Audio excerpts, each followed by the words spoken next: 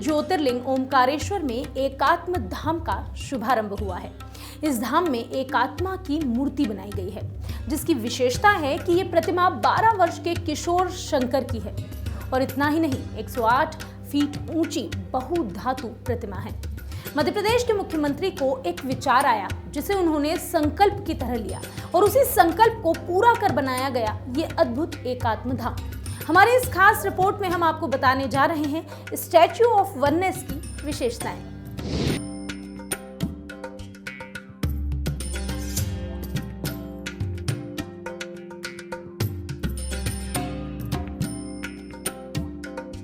आदि शंकराचार्य की 108 फीट ऊंची बहुधातु प्रतिमा मध्य प्रदेश में उनके इतिहास की गवाही दे रही है। प्रदेश की 23,000 पंचायतों से कॉपर, टीन, जिंक और अन्य धातुओं को इकट्ठा किया गया और तब कहीं जाकर इस प्रतिमा ने आकार लिया। इस प्रतिमा में सम्मान और स्नेह की भावनाओं को देखा जा सकता है।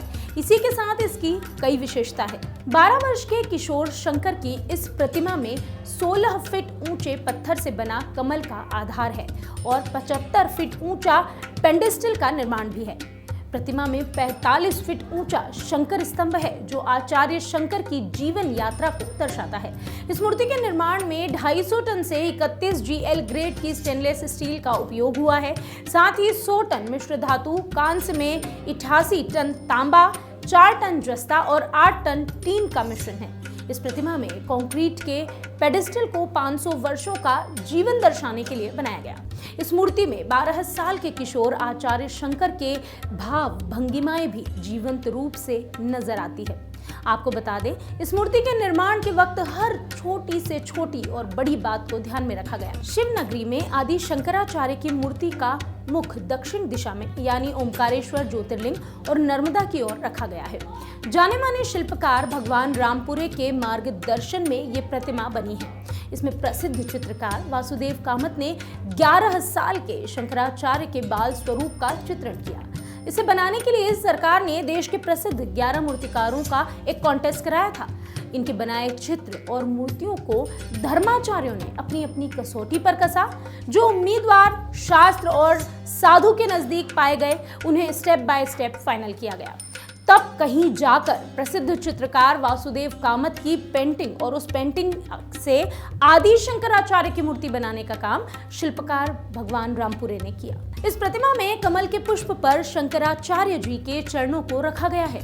इस प्रतिमा के निर्माण के लिए 100 से ज्यादा संतों को विचार विमर्श के लिए बुलाया गया। इस सभा में स्वामी अवधेशानंद गिरी, आर्ष विद्या मंदिर के स्वामी परमात्मानंद सरस्वती जैसे संतों की मौजूदगी थी। इसके बाद निष्कर्ष निकला कि ओमकारेश्वर शंकराचार्य की ज्ञान, गुरु और संन्यास की भूमि है, जहां उन्हें गुरु मिले, ज्ञान मिला और यहीं से 12 वर्ष की उम्र में उत्थान के लिए उन्होंने यात्रा प्रारंभ की। ये विचार विमर्श होने के बाद तय किया गया कि एकात्म धाम में लगने वाली प्रतिमा शंकराचार्य के बाल स्वरूप की होगी, क्योंकि वो इसी अवस्था में ओमकारेश्वर आए थे। यह प्रतिमा उस क्षण को बताएगी जब 12 वर्ष के शंकराचार्य ज्ञान प्राप्त कर दिग्विजय यात्रा के लिए ओमकारेश्वर से प्रस्थान कर रहे होंगे।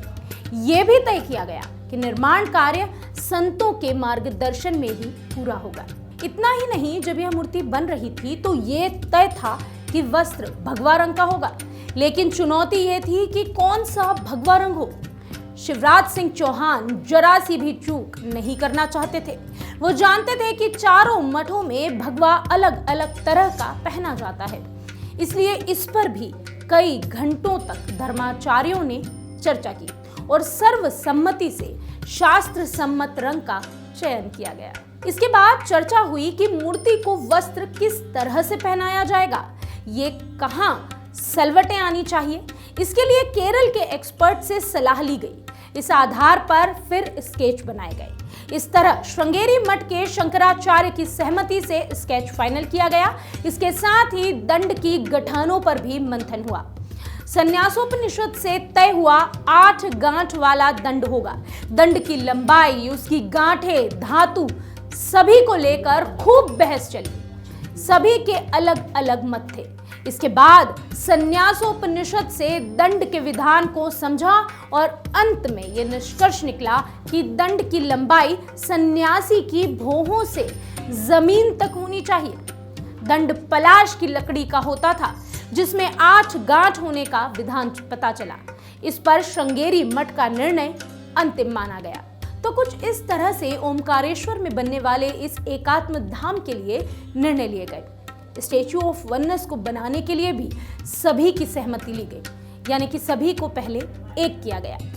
मध्य प्रदेश में अब ये अनूठा एकात्म धाम बनकर तैयार है और समूचे विश्व का ध्यान अपनी ओर आकर्षित कर रहा है।